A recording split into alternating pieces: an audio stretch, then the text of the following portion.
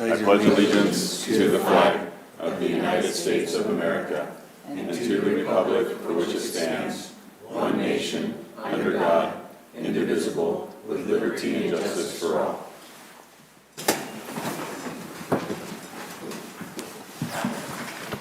All right, now we'll move on to roll call. Councilmember Mazzoni. Here. Councilmember Palfini. Here. Councilmember Virasan. Present. Councilmember Wetstein. Present. Mayor Parham. Present. All right, next is the acceptance of agenda or any urgency items.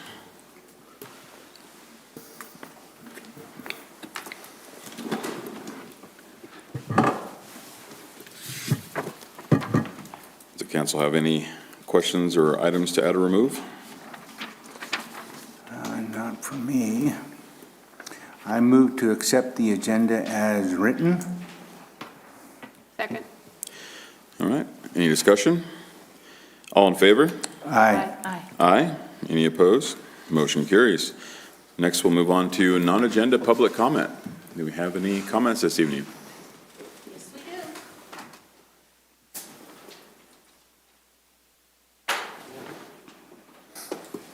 Need a few more things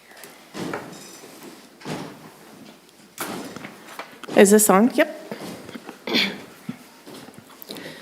So I'd like to speak for a moment regarding the department heads and staff at the City of Weed.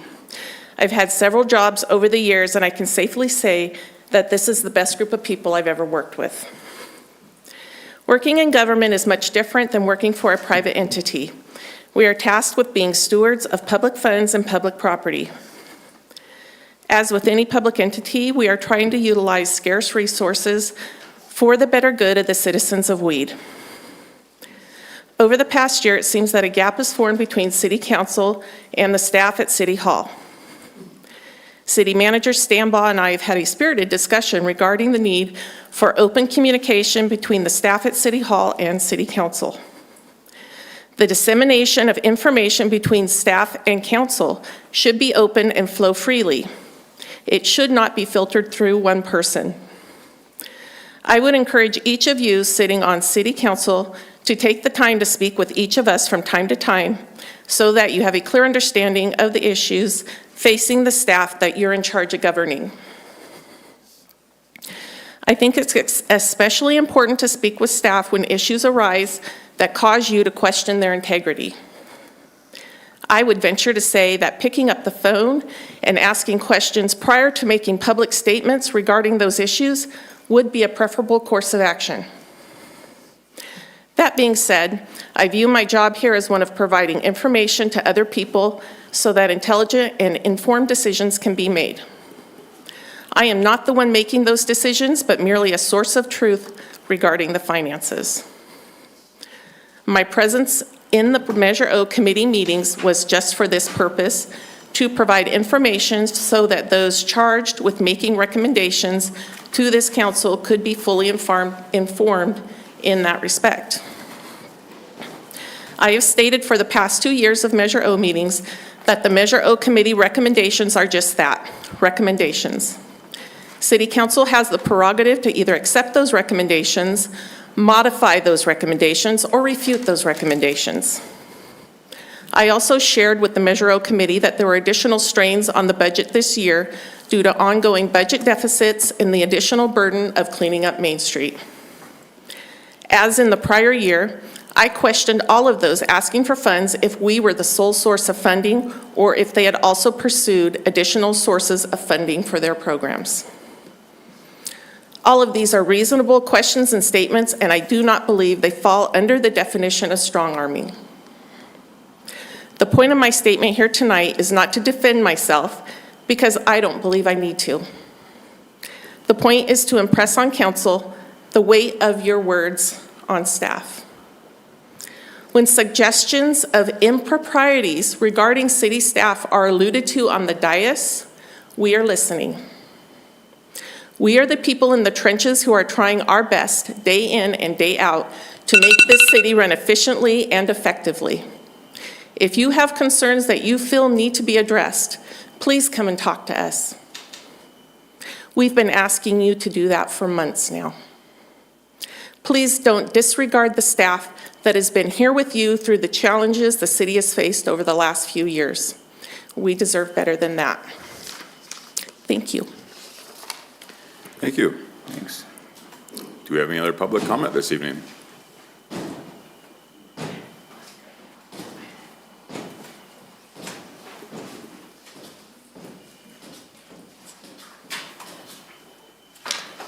Hi.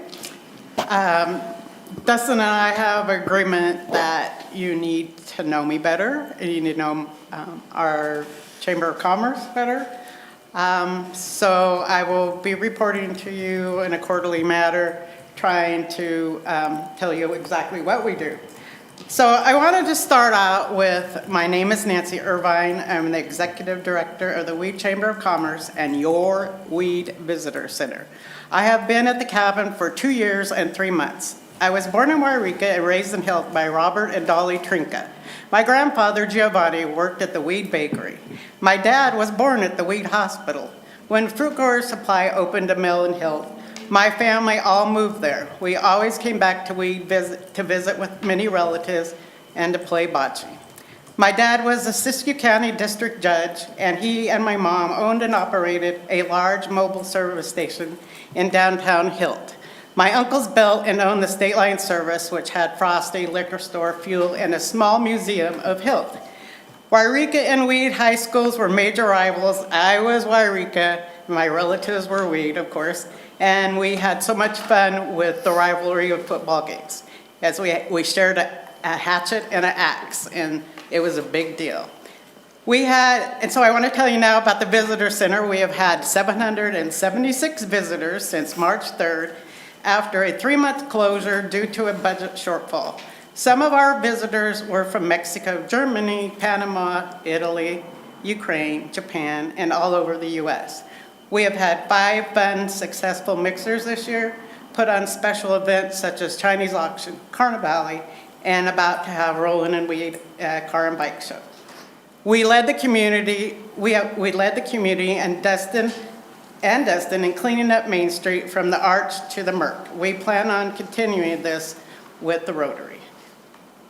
We and Margaret Dean installed a beautiful shade canopy at Heritage Plaza. Margaret also purchased 4 new picnic tables for the plaza. We have published quarterly newsletters for the last 2 years. I was involved with North State Tourism Summit held in Mount Shasta for the first time. I'm also involved now with Superior California Economic Development. We're still working with RCAC, Siskiyou Economic Development, and local businesses in revitalizing Weed. We have met with downtown owners to upgrade their facades. They have helped support our mixers with enthusiasm and motivation. We are grateful. They have worked on the tiny home project. They are helping us with the start of First Friday downtown. We are hoping to have our first one on September 11th at Heritage Plaza, grand reopening. So we can choose, beginning the first Friday in September is the beginning of Labor Day weekend. So we chose the next Friday. Siskiyou Economic Development is working on a grant to help with these. One of the best features of our group is our board of directors. They are caring and involved. Thank you for listening, and we'll see you every quarter for an update. Thank you. Thank you. All right. Do we have any other public comment for non-agenda items this evening?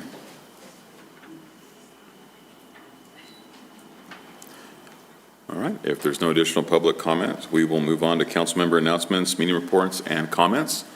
And we will start with Councilmember Verasan.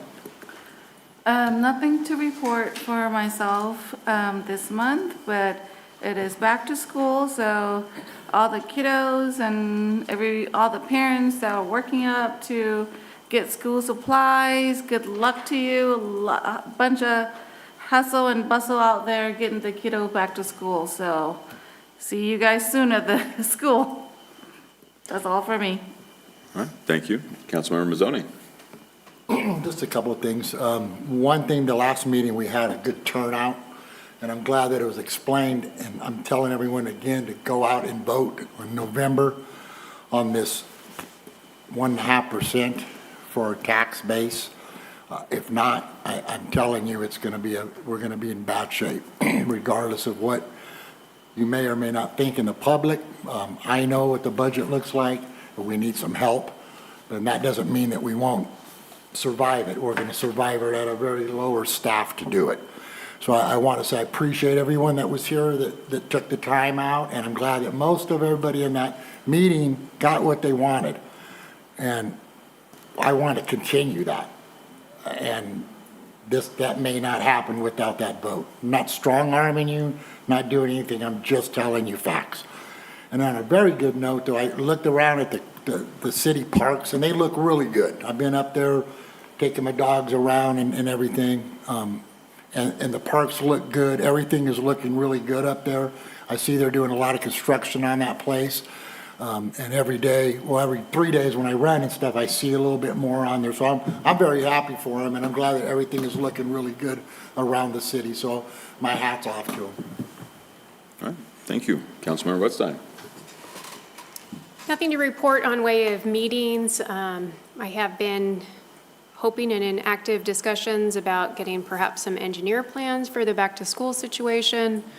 We don't have exactly a nicely tailored way or safe path for our kids, and I know that that's near and dear to Justin Mayberry, and I'd like to see if we can move that along, especially since the new school year is starting. All right, thank you. Mayor Pro Tem Pelfini. No official business, but I would like to thank 22nd Avenue, the Siskiyou Community Resource Collaborative was supposed to put on movies. Our equipment showed up in several pieces instead of one whole. 22nd Avenue came to the rescue and helped us out. So my hat is off to them, and thank you very much. All right, thank you. No official meeting reports. I did attend one of the senior lunches at the community center, and I was very pleased to see the large turnout, the camaraderie in the community building that was going on there. Very happy that we're able to continue that tradition going forward here in Weed. Also want to encourage everybody to make it to the car show and the flea market up at the Bel Air Park this weekend. They've always been a great event, and it's a friendly, fun time to be had, and no entry fee. So That's, Mr. Mayor, that's this weekend? that's, excuse me, next weekend. Sorry, Next weekend. I'm a week ahead. Okay, that's fine. Yeah. All right, next we have a presentation, and that is from Colette Winlock from Recharge Weed and regarding tiny homes on wheels. Is our presenter here?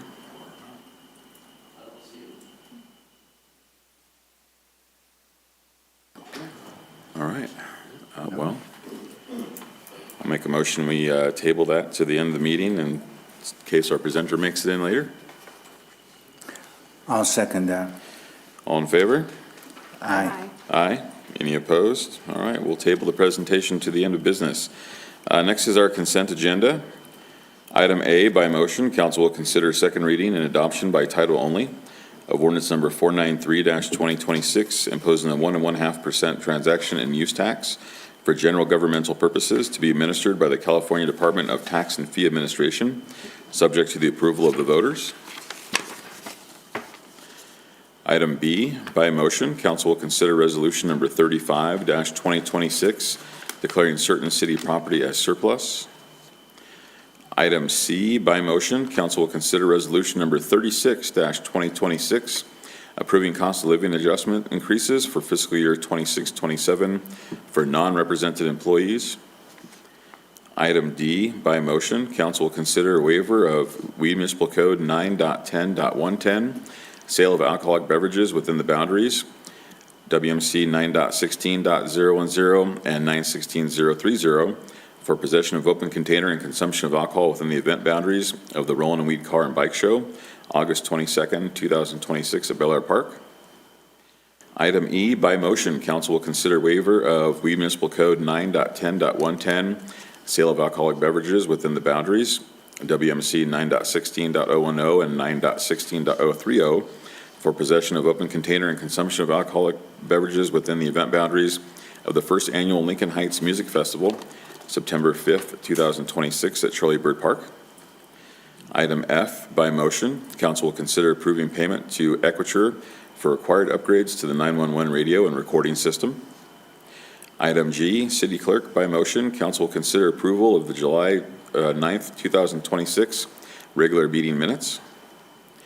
Item H, by motion, council will consider approving payment warrants dated July 7th, 2026 through August 6th, 2026, including any voided warrants and manual issued items totaling $822,030.88. And item I, by motion, council will consider approval and filing of the end-of-month report for July 2026. I would like to pull item B and item E.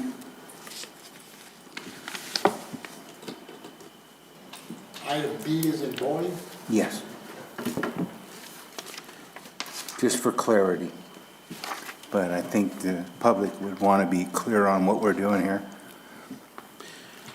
I'd make a friendly motion to also pull item C for public discourse as well. Okay. B, C, and E. Okay.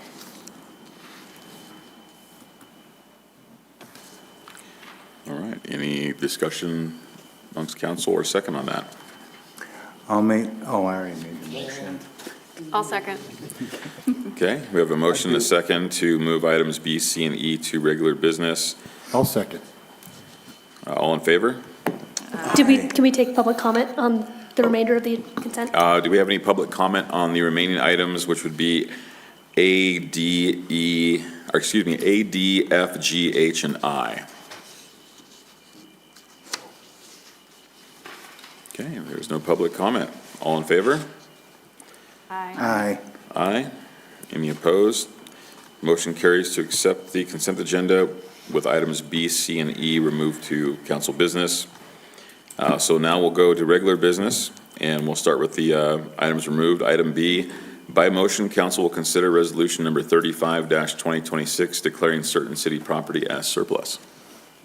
So when I was going through the library briefing last month, I noticed there was a raffle, and I asked Mackenzie to give her thoughts on it, and that's what led down this road to declaring the go bag as surplus, because we're not allowed to give away gifts to people.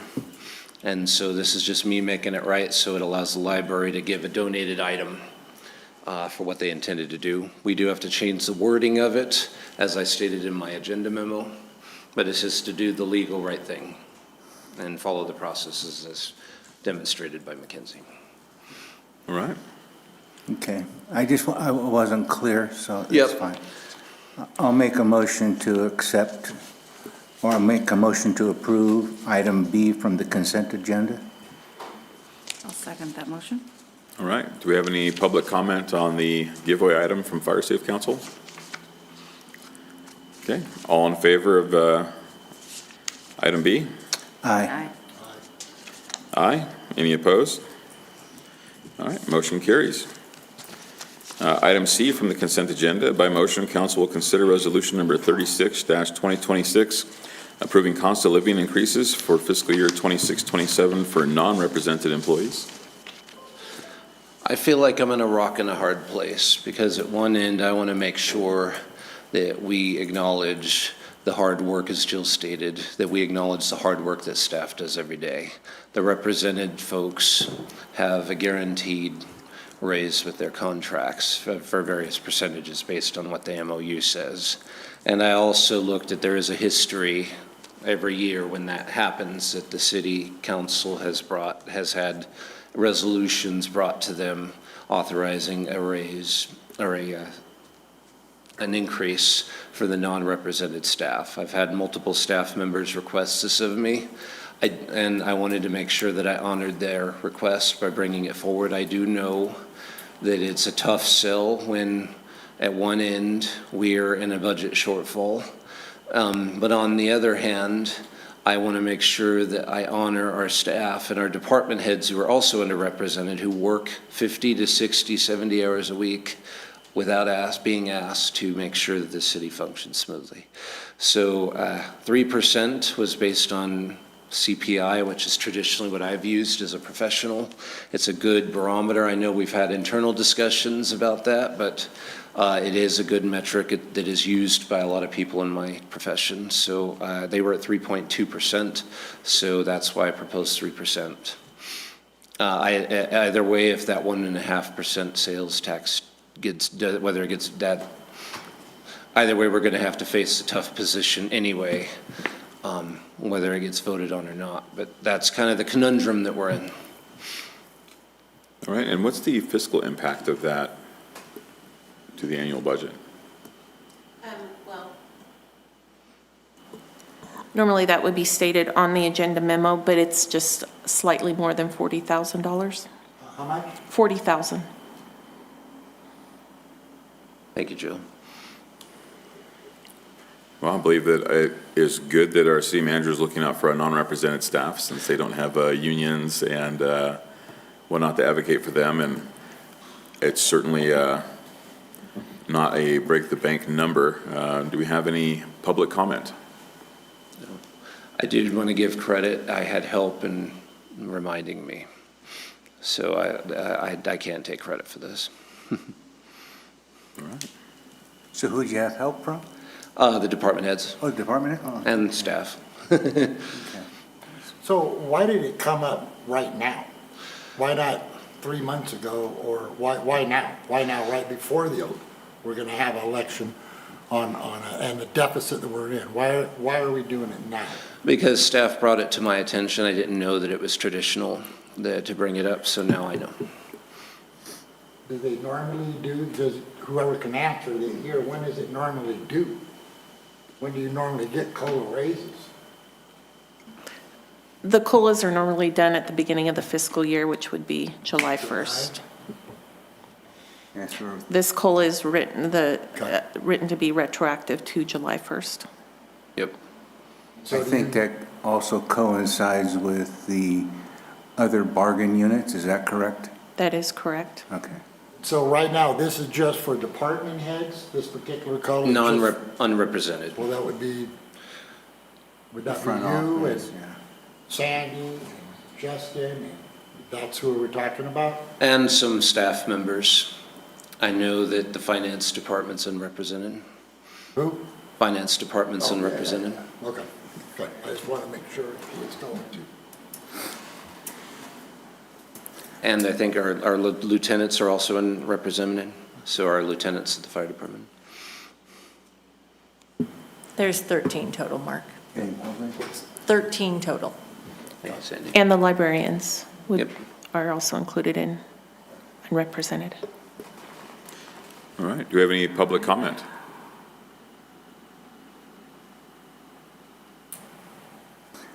I'll make a motion to approve item C from the consent agenda. I'll second that. Any further discussion from council? All right, all in favor? Aye. Aye. Any opposed? I'll do a no, I won't vote on it, I'll abstain. Abstain? Okay, so we have four ayes and one abstention. Motion passes. Next is item E from the consent agenda. By motion, council will consider waiver of Municipal Code 9.10.110, sale of alcoholic beverages within the boundaries, WMC 9.16.010 and 9.16.030, for possession of open container and consumption of alcohol within the event boundaries of the first annual Lincoln Heights Music Festival, September 5th, 2026 at Charlie Bird Park. So this was a request preemptively. It's still coming together at the time of the agenda proposal from the Historic Lincoln Heights Association. They were planning on putting a concert on. They were unsure at the time whether they would or would not be serving alcohol.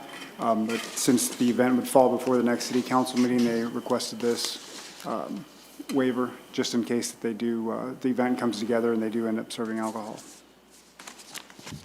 All right. My question is, what's the association that's putting this on? It is the Historic Lincoln Heights Association. Okay. Have they moved to any kind of nonprofit status? I believe they do, there is a representative of the association here, if you'd like to ask them any questions regarding the event. You know? Okay. I do, because they presented to the chamber last night, and I looked up their federal ID on IRS.gov. They are legit. And I saw their letter for this year Okay. from the IRS.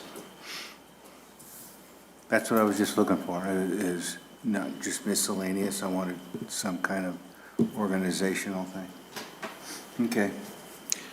All right, any other questions from council? Any public comment? If you have any questions, I'm here. I'm sorry. I'm Reverend Alonzo Green. I'm the co-owner of Historic Lincoln Heights. We're putting on this concert. As Chief here said, it was rough, and I didn't know whether or not we were going to have alcohol, though my insurance is covering it. So trying to find somebody to do that has been an issue so far. I think we might have it worked out, but I think we're ready. And they filed out for a nonprofit status. We are a nonprofit. Yes, through the We are a IRS. 501c3. He's looked it up. Anyone can look it Okay, up. well, that's what I thought I heard him say. Yes, sir. You threw me off when you came up and said I'm co-owner. And then I'm going, Yeah, that threw me off too. I was like, hold on. I'm the president. How's that? There you go. Yeah, co-founder. Mr. President. Bad words, co-founder. I'm new to that. That's okay. I got you. I'm just trying to do it. Okay. Help If out you the want, I can community. forward this information to you, That's what I fine. found. I'm good. I just needed to know. Any other With that, I'll make a motion to approve item E on the consent agenda. I'll second. Okay, any further discussion? All right, all in favor of approving item E? Aye. Aye. Abstain. Okay, so we have 4 ayes and 1 abstention. Motion carries. All right, on to regular council business. Item A, by motion, council will consider introduction and first reading by title only of ordinance number 494, 2026, amending subsection A of section 2.12.010 and adding chapter 2.14, city clerk, to title 2, administration and personnel of the Weed Municipal Code. I want to say thank you to Sandy. She did this, or she spearheaded this with Mackenzie and helping us fulfill what you asked of us. And it's just amending the city manager ordinance as well as also codifying the city clerk position, which previously it was not. She got all her information from her fellow city clerks and did her research, and when I read it, she did a good job. Okay. All right. Do you have any public comment? Any questions from council? I have one quick question. I do, On too. municipal code. I couldn't find them. Municipal code 37200 through 37209. I couldn't find it on, I tried to do my homework, but somebody stole my paper. My dog ate it. Is that a resolution number perhaps, or is it the government code section? It was stated as a government code section, I think, on the, Okay, one moment.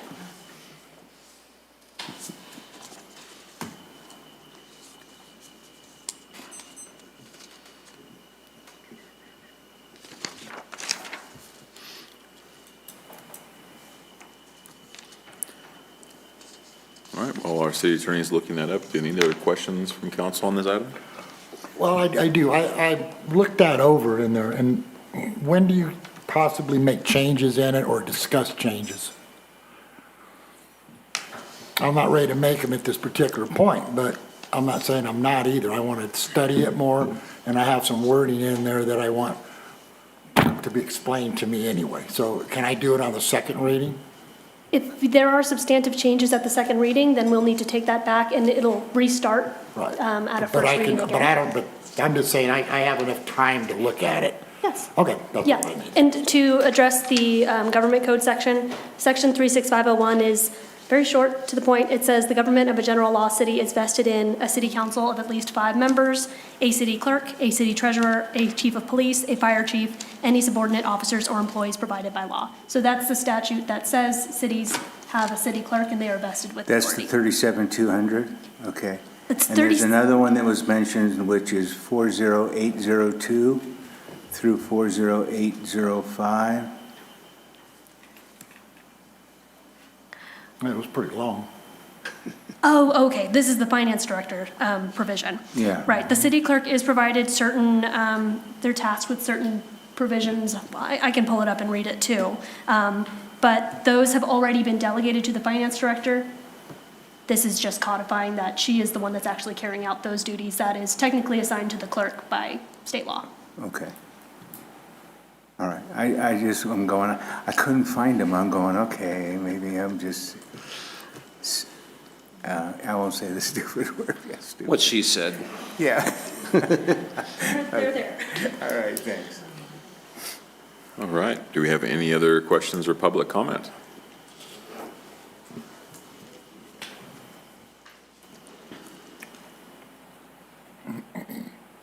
And I'll make a motion to adopt, no, that's Pace Engineering. Hold on. Let's go one back up. I'll make a motion to to read ordinance, the first reading of ordinance of the City Council of the City of Weed, amending Section A of Section 2.12.070 and adding Chapter 2.14, City Clerk, to Title II, Administration and Personnel of the Weed Municipal Code. I'll second that. All right, we have a motion and a second. All in favor? Aye. Aye. Any opposed? Motion carries. Item B, by motion, council will consider resolution number 37-2026, approving task order number 2026-03, Shastina wastewater treatment plant improvements for Pace Engineering. Yes, so right now Pace has a couple people available to start doing the design work of the improvements for Shastina wastewater treatment plant, which we all know is has major issues. And they would like to be start on the design. If they don't start on the design now, we will have problems starting the construction. 28, 29, we'll be most likely looking at 30, 31 before we start design, or before we could start breaking ground. We have received COS buy-in to the system for their upgrade. That will cover roughly about 90% of this cost until we get reimbursed. That's always a good thing. All right, and for those in the public, this is the Shastina wastewater line that covers everything from Division Street, Bel Air, and South Weed. This is a long pole in the tent, so to speak, on keeping us from expanding significantly in South Weed for development for either homes or businesses. So this is the gating item for us on future large-scale construction projects. So we're doing a USDA loan and a grant, or how's this working? Correct. So this is going to get done in different phases. Phase one is through USDA loan, which is going to be, right now, we're still working out the details because USDA has just provided us with some information where it will get us to where we won't be in violation anymore. And then once we are also going after state funding, and the state funding, we're looking at a much bigger picture here of possibly even combining sewer plants and upgrading that system even more. So there is going to be multiple phases of part of this project. This isn't just a one phase. We're trying to do the bare minimum with the loan just to get us going and back into regulation. So that way we don't start receiving fines. But we kind of hodgepodge it together, huh? Yes, we have. That was pretty good. Okay. All right. Any other questions from council? Public comment? Excited that we have a public here tonight. here.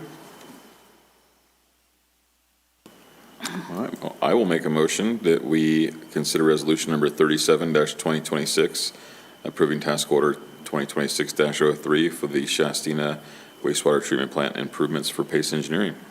I'll second. Okay, we have a motion and a second. All in favor? Aye. Aye. Any opposed? Motion carries. Item C, by motion, council will consider approval for attendance at the Cal Cities Annual Conference and 2026 ICMA, and will select their voting delegate as well as alternate to attend. I would like guidance on whether we want to participate in this year's Cal Cities. We're running out of time. The email I forwarded to you about a month ago. Do we want to send a delegate? We miss out on voting on issues and learning about stuff. They also offer classes that you can learn from. Do we have any council members interested in being a delegate? Not me. That looks like a good candidate. So does Yeah, actually, Melissa. I will tell you that I've been to several, you do learn a lot. It's very informative. You can pick the subjects that you want to participate with. So if you have a I'm bowing out, so I have no reason to go to a ICMA and spend $2,000 of the city's money. Last time you and I were both the delegates and we didn't go. Yeah, so we were just We thinking of sure saving did. the city money. Actually, I don't know why we didn't go. But they are valuable. And if we only send, you're going, I take it? I was going to request that I go to ICMA instead, considering fiscal constraints. Okay. They don't plan, they do an annual convention and they switch coasts, so I don't get to go to them every year. This would And be- we're gonna have an election and new mayor and council members is coming up as well, right? Yes. Okay. That's why I wanted to bring it public, because I do desire to go to ICMA, but I don't want to do anything without talking to y'all about it. Okay, bring a recorder with you so we know what's going on. I mean, ICMA is great for city managers because they have a lot of classes geared towards our profession, HR, planning, new ideas to get citizens involved. I've stolen a couple of ideas from the last time I went to the national convention that was very beneficial when I used them. So I will execute those, but at the Make same sure you time, hook up I'm very, Hook up with our lawyer outfit there. They usually serve a good meal. well, it's Cal Cities, yes. ICMA, I don't know if they do. I don't know. Okay. The Cal Cities is a separate discussion. Okay. That I was going to ask if I could go to ICMA instead. Well, I've been to Cal Cities the last 2 years, so I'm going to exempt myself out this go around. Well, it looks like we have no council members available for Cal Unless Cities. Pat wants to go. Where is this going to be You'd at? going to. It's going to be in where? Anaheim. Now, I know for me, if you want me to go to both, I have a friend there, so I don't need to pay for lodging. But Ana- I would still need to find a way to get down there, Okay. whether renting a car or whatever. They go pretty quick, all those spots, right? Yeah. Okay. Well, if you want to go to both, it's okay with me. Well, since we have no council members available to go to Cal Cities, what do we lose by not having representation for the city of Weed at Cal Cities? Well, you get to vote on their legislative priorities for the year. So that's where you would be giving up your voice in representing Weed. Do they have Zoom? No, do they have Zoom? That's a legitimate. I don't think so. Yeah. What are the dates again? September 23rd to 25th, so it's right around the corner.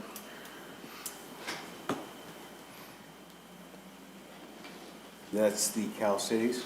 Yeah. I don't think we can vote in Cal Cities as staff, can we? No, only council members, and Okay. if it's in September, I'm going to assume that lodging is going to be difficult as well. Yes. You will be walking, yeah, to the convention. Yeah, I Yeah. love to walk. Anyway, okay. I think we just move on from this. I don't think anybody's going to attend.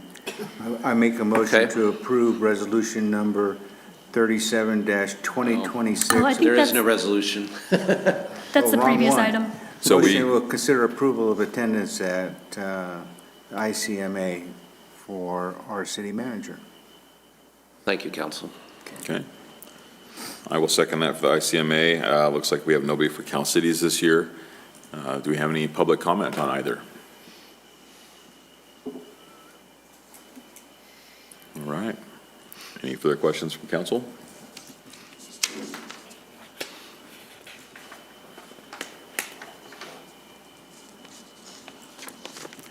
All right, all in favor? Aye. Aye. Any opposed or abstain? Stay. Okay, we have 4 ayes and 1 abstention, motion carries. Next item, item D, discussion with direction. Council will consider a memorandum of understanding with the County of Siskiyou for library services and give direction to staff. So I reviewed this with staff and the attorney, with McKinsey, and we brought it to you. We took it out of the original proposed consent because there's a lot of people who wanted to see additions to the MOU. And I just want to get clear guidance from staff and council on what you want me to take back to the Siskiyou Library. Was County part of library. this constructed with the librarians in mind?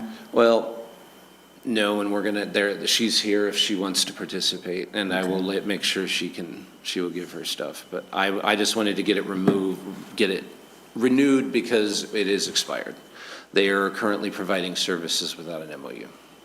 But now we're gonna, if you want to change what's there, she reviewed it or McKinsey reviewed it, and it's the same agreement that a lot of their client cities in Siskiyou County have as well. It's just a blanket agreement they have with all the municipalities.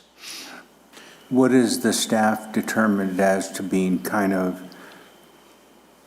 out of touch? I will extend to the staff. So just going back to when I was acting, the issue that we had was the IT agreement. It conflicted with our current IT for the city and in both what was recommended and what was required for the library versus what would be recommended by our IT. Cost was a huge part of that, and that the updated stations over at the library were significantly more than what anything that we had upgraded it in City Hall. That was one issue that we had when we were dealing with that. And so there was, because you are working with their IT, you have to go with their recommendations, so. So is that something we can add as an amendment to the MOU that the IT services would go through the city of Weed IT? as Sure, opposed to I'll county? just point to because it is a very broad-bone, general, broad strokes agreement. It's section 3 that says the community, which is the city, shall provide at no cost to the county. And under 3.6, technology to use the backbone provided by the county. That's incorrect. There is a section in here, in case of technology failure, the community is responsible for replacing the self-checkout machines, laptop and desktop computers not managed by county IT, copiers, printers, local software. I believe this is where that came from, that there was an obligation to replace certain computers. So we can go back and ask that this be struck, or that there be certain procedures in place to negotiate the cost limits on this, or you want it to be in accordance with our city IT procurement standards policies? So the issue that we had previously was the county library came and said, you shall buy these specific make and models of computer that were expensive and above what we needed to run the system. They were higher end than what our city uses internally for the staff. And so I just want to make sure there's clarification that, obviously we need to meet whatever technical requirements it is to access the county backbone for their network. But our IT and our staff need to be able to make recommendations to the council as to what is actually required, not just what the county IT chooses. So is this, that would be a recommendation, or I just want to understand if I'm putting in that we are going to have good faith negotiations to discuss this? Does the city want the final say in approval? Are we going to defer to county staff based on our recommendation? So from what you read just now in the contract, they were in error telling us we had to have a specific model. And so that's my concern, is I want to make sure that, obviously, we're going to make sure that our library is fully staffed with the equipment they need.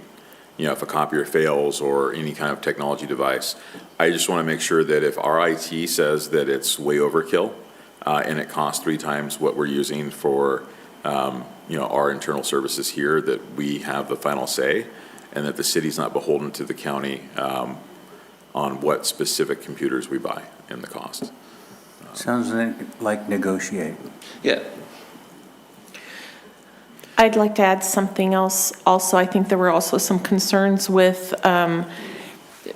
the library's policies being inconsistent with city policies. For example, you know, sounds minor, but like the cost of copies, we're charging a said rate to make copies for people. They're charging a different rate. We asked them to charge the same rate as the city charges because they are a city department, and the answer was, no, we can't do that because this is what, you know, we're under the county and this is what the county wants us to charge. There's also concerns with public Wi-Fi that has no password being open for, you know, basically it's something I guess the county encourages, although, you know, there's safety issues with keeping, I know that we've put some constraints on when the Wi-Fi goes off, but just, I think it's more the, you know, the library is funded by the city of Weed entirely, but yet they lean into the county for how they're going to operate. We essentially can't tell them, no, you need to follow the city policy on this. So I think that's something that at least needs to be, if that's how you would like it to be, that we have no say in that, then we just need that clarified. And I think that's a good point, that I think our city attorney should be looking through that to make sure that whatever is negotiated come back to council for approval, that we are not giving up our sovereignty as the entity to the county. We have a little self-determination as far as, I like the copy thing is a big thing, and Wi-Fi constraints, it should be shut off.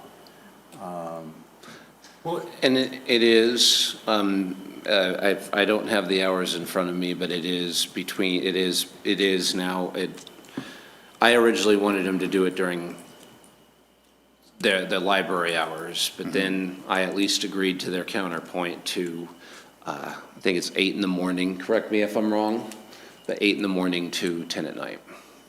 So there is no security whatsoever on our Wi-Fi? Not before we started pushing them to put restrictions on it. There's no password. I mean security. I mean, if I go into a public airport, I have to register my device. And I'll point out the obvious is child exploitation is a problem. So why is there that there's this policy you don't have to register, you can sit outside of the library and look up child porn on the cost of the county? Why are we allowing that? I think that speaks to, again, that needs to follow the city and the city IT rules and regulations. So that's, I say though, if we're funding them, which, okay, they need to fall under our umbrella, and the county needs to either butt out or take the thing. That's how I feel, because we're just going back and forth with this. And I don't want to lose the library, but I want them to go under the rules that are funding them, that have it in our city, and you're still in the same building. And so I just don't see what the problem is. We're not taking care of the library? I mean, that's what it's looking like. I don't think the librarians would have an issue. I think Not at all. the issue is following, we've I'm got. talking about the county. I know, but we have 2 chains of command going on at one time, and I think what we need to do is negotiate those particular items that interfere. Having a password that you can actually modify your security, so you can't get on child porn or whatever you happen to be nefarious with. At least being monitored somehow. Well, you can set up your computer to. So my understanding of the direction of council is I will work with McKinsey to set up a negotiation session with the county librarian based on the points you've presented from adding IT security and following our internal policies on security and charges for like copies and things of that nature. And bring a new resolution, bring a new MOU back to you once we're done with that negotiation. I think that about sums it up. Yeah. So sorry, just to simplify things, is there a reason why the MOU with the county cannot be just to cover that they supply the books, magazines, and insurance for the books and magazines, and the city handles everything else? Because that's what it sounds like, is what we're working towards.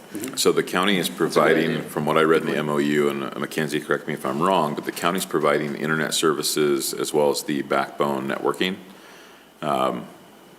So we want to make sure that we're not incurring additional costs beyond our budget scope. But I think that's something that staff needs to go through with a fine-tooth comb to make sure that the city of Weed is the final arbiter on any policies regarding purchases, processes, things like that. I've got my marching orders, we'll execute. Okay. All right. Do we have any public comment, since we have librarians and public here, in regards to what the public would like to see for library policy?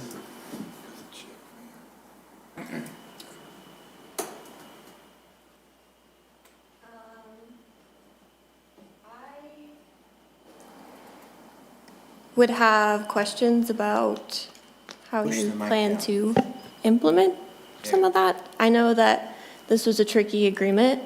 I think the state librarian was brought in to negotiate this initially.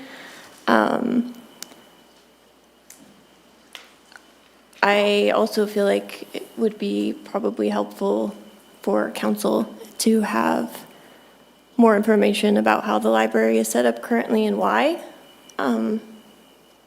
I don't know if there's a way I can provide that information to you, but. I'm sorry, could you repeat the last part? I don't think I heard everything. Information on how the library is set up currently and why it is that way. I don't know if there's a way that I could provide that to you. Phil, if you send it to me, I will make sure they get it. Okay. Are you saying that you have, there are things that the county does that have impacts on our library? Yes. Okay. Yeah. Is that beyond book and data distribution and services? In terms of like IT? Right, so, we, obviously, the county provides the books and the exchange and Yeah. our IT services. Is there anything beyond that scope that we should be aware of that could be affected for the MOU? Our computers and telephone and internet are all set up through the county. Right, So they're on a county system. The computers have they run on a county program. So I think that's probably why county has IT rights and stuff over that, because the computers have to be able to run their system. So, And that's been like that way since you've been there, yeah. and before too also? Yeah, it's all, as far as I know, since the breakup, that's how it's Okay. been, so. Perfect. yeah, the item that came into question is that, our IT services, we're looking at the requirements for the computers that were significantly more expensive than ours, saying that that was not necessarily a requirement to run those. So we just want to make sure that, if the county says you need to run Windows ABC and have X amount of memory, that we meet the requirements or exceed the requirements, but that we're not pigeonholed into spending 3 or 4X to buy from their distributor when we have our own. Just to simplify that, it was our IT versus what the county wanted was about a $500 per unit difference. So that multiplied times 5 was a significant amount of money. So that's where Yeah. the county's requirement seemed a bit high for what our IT thought we could run it with. They thought the CASI program would run that? Yes. I mean, it runs Okay. they're the same computers that run my dispatch. So if they can run RIMS, I'm pretty sure they could run your library program. Yeah. Justin, do you know, at that time, was county IT under the umbrella of the county, or was it still contracted through IT services? I don't know that. I had very little communication with the actual IT person. It was the county librarians who I was having the conversation with. I'd be curious to see if anything changed, because the county disbanded its contract with IT services and made an in-house IT. So I don't know if the same issues would be there. Well, when I'd have a conversation with the county librarian when we go into this, we'll all inquire. Perfect. Is there anything else that we need to consider for MAU discussions? I have more information on how the funding is set up, like who funds what. I don't know if that would be useful. I know, it's in the MOU, it's pretty straightforward. Staff and, location was city responsibility, and then library services, so books, materials, IT, Wi-Fi, internet, or telephone, all that stuff was county run. Computers are a gray area. Initially, I know that the Friends were a group that, a lot of the Friends groups will contribute funds for buying computers and stuff. When ours kind of went defunct, we did fundraising for them initially.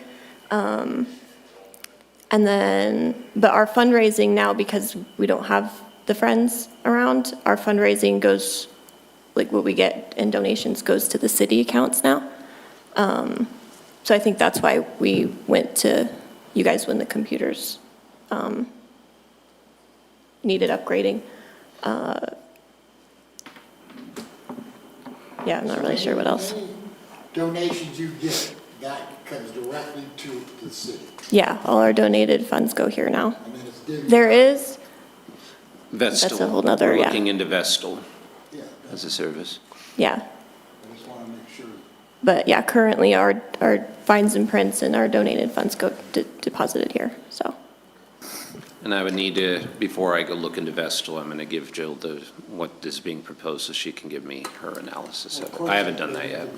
I'll never not say they don't, so it has to be a fair amount, and hopefully they can take in they can do their raffling or whatever that's legal to do. That's just how I see it. It's okay, I'm okay with that. I don't have a problem with that, You can get people to donate, I'm right with it. Humane societies who have that, obviously everybody loves a library. We saw that the nights it's in here, so if there's some way to get around that and they can able to do their own, I'm for it. I'm for that. Keep them up. I don't think we're against it, other than No. there's taxation issues. Yeah, you're in a good state, you're just making out good. I just say market it. You're in the wrong state to be in the library, man.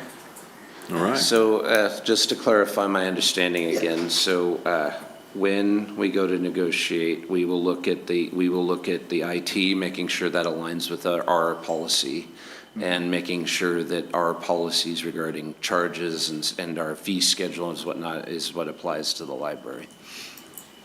Yeah, and if there's any policy there that does not align with the City of Weed policy, then we need to be aware of that. Okay. And we also wanted to look at the Wi-Fi constraints and, That would fall under IT policy. okay.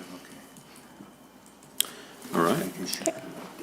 That will alter from, the fee schedule is part of the county MOU it applies to all library branches.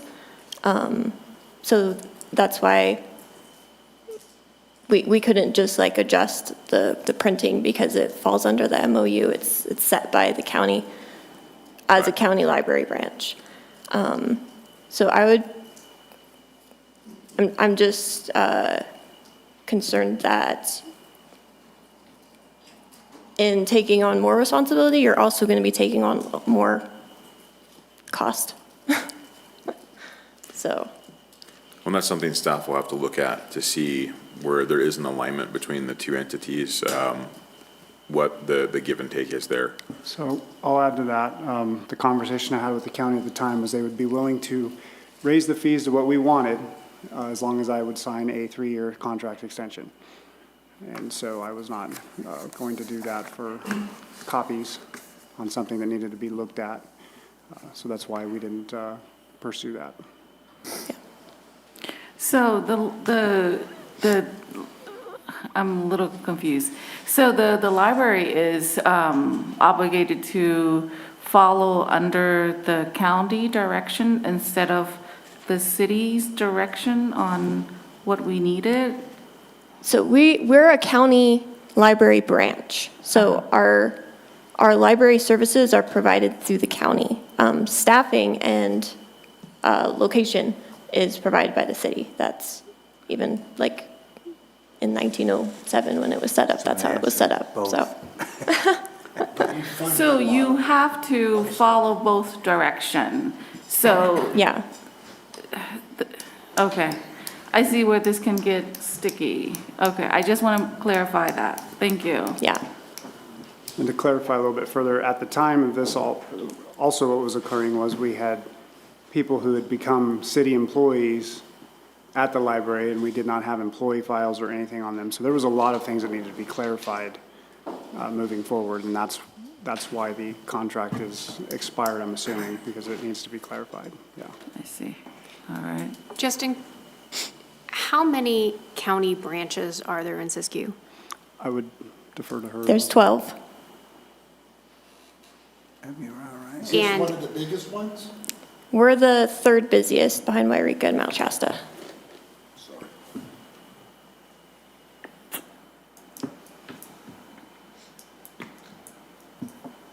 All right, I'm just confused by this business model altogether. Yes, very much. I assume that the county library gets state funds, correct? Yes. But there is no obligation to disperse those funds in other branches? I would have to look. They disperse them, because the state funds will go into library programs and materials, which are dispersed, shared among the 12 branches. As of a year ago, when we had this conversation, we were paying more money for our library than the city of Wairika pays to the county for the Wairika Library. Because of staffing? Yes, I mean, because of staffing and just, everyone else seems to be just giving a lump sum of money. Aetna, Montague, well, I don't know if Montague was, but I know Aetna was, they were giving $5,000 as of last summer to the library, to their branch.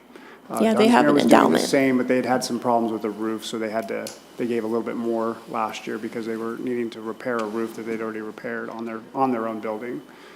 But yeah, I want to say Wairika was giving, again, it's been a year, but I want to say they had provided $15,000 to the Wairika branch for. Yeah, Wairika branch is also tech services. It's also the county seat, so It's busy. I imagine their arrangement's a little more complex. They're And county-run. also, what facilitates that is I think most of the branches have Friends of the Library, so they can just make a lump sum contribution to the nonprofit, where the WEED does not have that in place. So we have nowhere to make a contribution and say, you guys run the library, here's our contribution.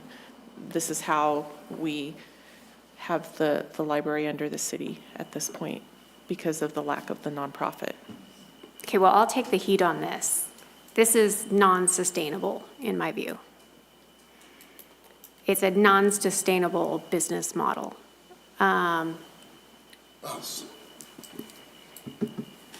Well, I just don't understand why the Weeds City business model over the library is so distinctly different than anywhere else.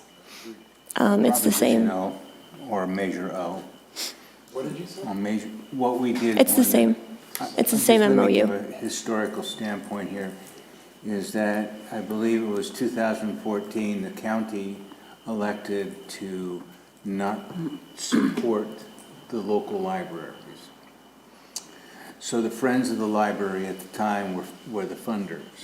They couldn't afford to fund the whole operation, so the city of Weed jumped in and said, we want a library, and we funded it, that principal sum out of the general fund.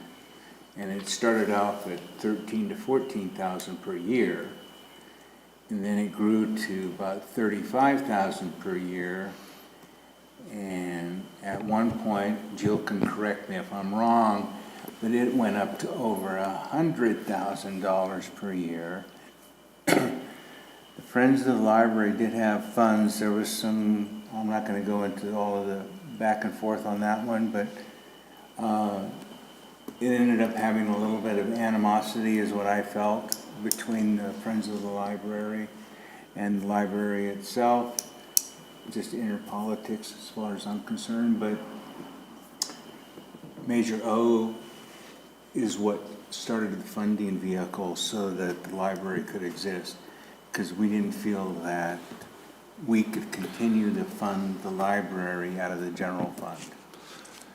And along with that came senior services and the excess going to public services, if that helps. Permission to speak?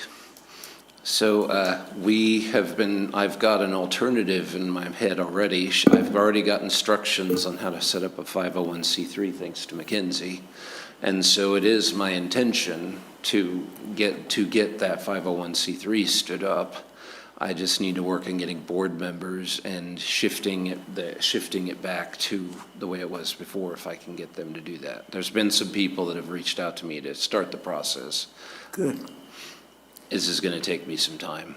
So my concern with that is you just said that it was initially shifted onto 501c3s to run, which it wasn't actually, I don't think. With the MOUs, like the way it's set up was negotiated in 2011 when the county defunded stuff, and then the state librarian came in and had to negotiate, okay, the county's going to fund this and the cities are going to fund this if they want a library. And if you just said that it wasn't sustainable for a 501c3 to run the library, so that, I don't know why we'd want to. I would tend to disagree with that. It depends on your 501c3, but 501c3s can do a lot. I also spoke with the Josephine County Library System just to get, because they had a similar county breakup and stuff. They also tried a 501c3 and it wasn't sustainable for them either. This was in Grants Pass. I think they said that they went with a special district, so. That was going to be the other thing I was going to suggest, is the other option is a special district. You can do, we can figure out a solution. Measure O is still part of that, could be part of that solution. It's just a matter of how much funding you're going to require. Mount Shasta has a full 1%, so they're the second busiest library because, sorry to my friends in Mount Shasta, but you spend a lot of money on nothing. So anyway, sorry. I have to apologize to my friends in Mount Shasta. So traditionally, we had a 501c3, the Friends of the Library, and the city was bolstering that funding with city general funds. The city was running the library. The Friends were informal until the Bulls fire, and then they got as far as I'm aware, this is my understanding of the history, they got a 501c3 status because of all the donations coming in from the Bulls fire after the library burned. Right. So my point, and I'm very familiar because I was a part of the library before and after it initially burned down up in my neighborhood. So my point is that by not having a 501c3 and putting the burden on the taxpayer, we don't have the amount of services we could have. If we had, the city has spent over $1 million in the library. I think it's pretty obvious that, this council and the staff unanimously are supporting that to continue. But as we all know, we have a budget shortfall, and we're looking to raise sales taxes to cover the cost of basic municipal services. So the idea is that if we had a 501c3, if the people put their money where their mouth is, so to speak, in the community, because we serve a lot more than just the city of Weed through Weed Library, that would provide additional funds above and beyond Measure O so that we could expand and continue to have services. The concern here being is that if we're relying on city general fund, then we're never going to be able to grow our services or improve the value of what we provide. If we have a 501c3 that can go and fundraise, because as we saw with the whole raffle with the state of California, that's out of our hands, that's a state law. A 501c3 mechanism would allow us to bring in more funds and hopefully more volunteers, because it looks like the two of you are shouldering most of the burden to keep things running there. We have If- 3 volunteers right now. Right. If we had 12 volunteers, an additional $100,000 a year or more in funding because of 501c3, we could provide even more services. So we do have the county has a 501c3 for donated funds for library, for the whole of the library, and then you can donate to specific branches. Each branch has an account.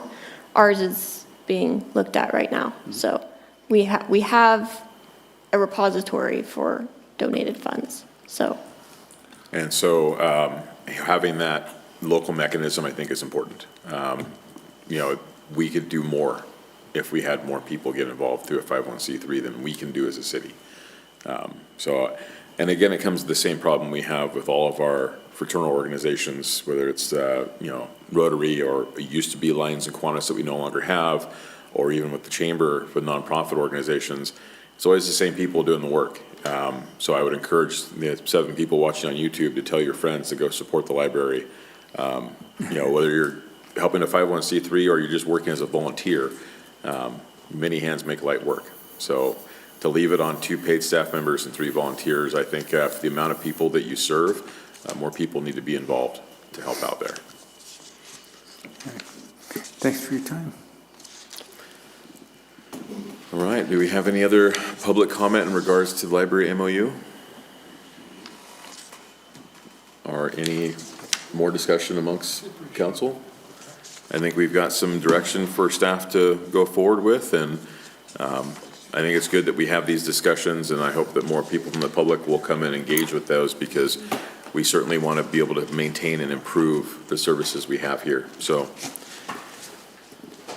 all right, that is everything for the agenda. Now we'll move on to staff reports, and we'll start with Chief Carter. Yeah, good evening. We completed over 100 hours of training last month, responded to over 65 calls. This morning, our Type 3 engine 1213 was assigned on a cover assignment to the Klamath National Forest, while remaining personnel staffed the fire station. This month, our staffing is made up of 6 paid personnel, 3 of which are seasonal, 2 volunteers, 5 resident firefighters, and averaging 3 personnel per day, which is up 1 from last month. We're back to full capacity in our resident firefighter program, which is at 7, and 4 of those 7 will be starting the fire academy on Monday. I attended the Cal Cities Cal Chiefs meeting yesterday online. Just one thing that came out of that was regulations for Zone 0 were discussed, which is the guidelines that refer to the first 5 feet around structures for defensible space. And it's mainly in the state responsibility area, but since we're in a very high fire hazard severity zone, it will apply to us. But there's currently no guidelines available. They should be available next month. And as you've seen, hopefully, around the community, we're continuing to make progress with our fuel mitigation units and are now over 100 acres completed so far. And that's all I have. Thank you. All right, thank you. Director Chief, Porterfield. Do you have any update on the engineering plans? We are holding right now, waiting for some property boundary information to come back from PACE. Thank you. All right. No report from me tonight.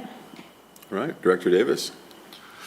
So Superior Tank Solution finished up restoring the Gazelle tank a couple weeks ago. I got a handout for you guys to look at. It has before and after pictures in it.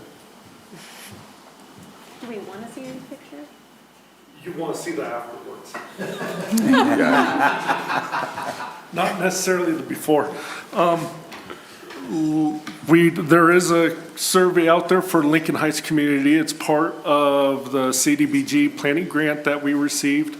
We are, because of the little bit of responses we have received, they have extended the deadline to Sunday. So please, if anyone in the Lincoln Heights area is listening, please get on the website and go ahead and fill out the survey. It's through Great Northern. Shastina Drive, we are renting an asphalt grinder next week. It's an attachment for Bobcat, and we are going to be grinding out Shastina Drive, the bad spots, and getting them replaced. Why we've never ran this equipment before, we are going to be backfilling in base for the time being because we have no idea on how long this process is going to take us. And then once we're done, we will go back in there and completely put asphalt back in. So Shastina will be blocked off, closed off in stages throughout next week and possibly the following week. Yeah, and there will also be reduced speed because of the base rock. It'll be down to 30 miles per hour on Shastina Drive. And that's just for safety reasons. And that's it. All right. Chief Mayberry. Police Department had 1,750 incidents, 50 traffic stops, 38 cases, 14 arrests. We had a fire, weed fire and CAL FIRE had to respond to on Main Street. We do know the source and have a suspect in that. A case will be submitted to the district attorney's office. It was regarding the use of, illegal use of fireworks. All right. City Clerk Tukey. We received the certificate of facts from the county clerk's today office. We have 2 official candidates that have turned in their paperwork, and of course our measure will be on the ballot, so we will have an election. If you are interested in running for city council, we will have the write-in period that, from looking at the calendar, looks like to be September 7th through October 20th. You'll have your opportunity to turn paperwork in there, and so I should have paperwork for that by September 7th. And I am just waiting to hear back from HCD. They did a review of the packet that I sent in for the surplus properties, and they're anticipating getting a letter back to me by the 20th of August. All right. Thank you. City Attorney Anderson. Nothing substantive to report. I'll just note for the record that the tiny homes representative did not appear to arrive during this meeting. So we'll note in the meeting record that you had tabled it to the end of the evening and they did not arrive. All right. Thank you. City Manager Stambaugh. So I'm going to read, at your request, Mr. Mayor, I will read Mr. Britton's report to council. You did receive a report along with staff with the pictures he submitted. So his city council report is there has been a renewed interest in completing several Millfire homes. These property owners have reached out to several local contractors requesting updated construction bids. A local contractor has secured additional Bulls Fire vacant lots to construct 3 additional 3-bedroom, 2-bath homes. Currently, this contractor has completed 2 new homes and has 2 in various stages of construction. 7-Eleven is moving along quickly and on track. The storm drain system has been installed along with several hydrants, at least one of which remains. The majority of the underground electrical and plumbing has been installed and the convenience store foundation has been poured and cured. Framing of the store has begun with walls scheduled to be raised in the next week. All footings supporting the gas canopies have been poured and the curb and gutter around the perimeter is scheduled to be completed within 2 weeks. Robert BK has mentioned several times that if anyone from the city or the city council would like to tour the project, he would be open to giving you all a tour of the 7-Eleven site. So respectfully submitted, that's Mike Britton, our building inspector, and just various photos were included with various stages of the construction. And as for me, I am looking forward to getting the downtown cleanup. I know all of us have been receiving feedback regarding that. The final day is 19th of August, is the final day that you can turn in your bids. or that they will have to turn in their bids. I think there's 8 total that came to the pre-bid meeting, right, Chris? So they have until the 19th at 3 p.m. And then after that, we will be going through them. So I'm pretty excited about that. Okay, and after you select them, how long before the project will actually physically start? Well, according to what we put in the bid documents when we talked to Pace, we want it done by the week before Christmas. Now, that is weather permitting, so that is something to keep in mind. But we felt that it was important to impress the seriousness of how quick, of getting it done. Was a performance bond requested? I think that's a normal part of the bid package. Yes, I let Pace handle that, good. and it's going to be up to the contractors to start what we did, to be able to start. What we did was give them a deadline before December where it has to be completed. That's going to be questionable just because that's if we get a winner or not, because the material will have to go to Anderson or to Medford, to a special landfill. So we all know the way that could go. But we are pushing to get it completed before December. Excellent. Other than that, I have nothing else to report, Mr. Mayor. All right. So are we definitive on on the opening of the bids, and when could we approve them at the city level? So we could do it one or two ways. It's going to take time for Pace Engineering and, of course, for the city attorney to go through all the bid documents of who seems to be like the lowest bid.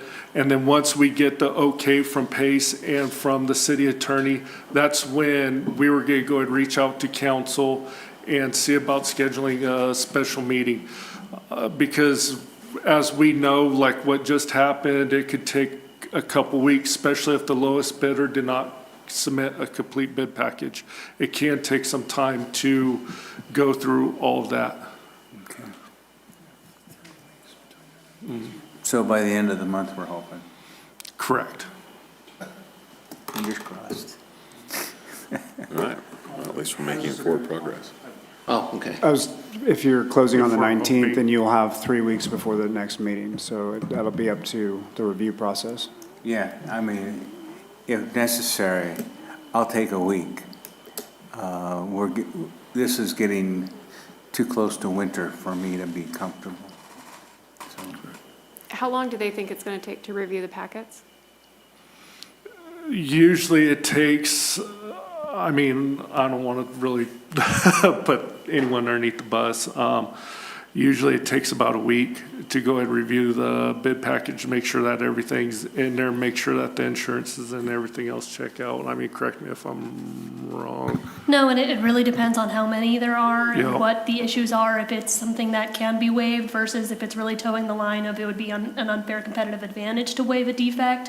And then we're wondering whether the second lowest bidder would protest the award if there is a defect. There's always just little tiny maybe flaws or points of clarity that we can't iron out necessarily.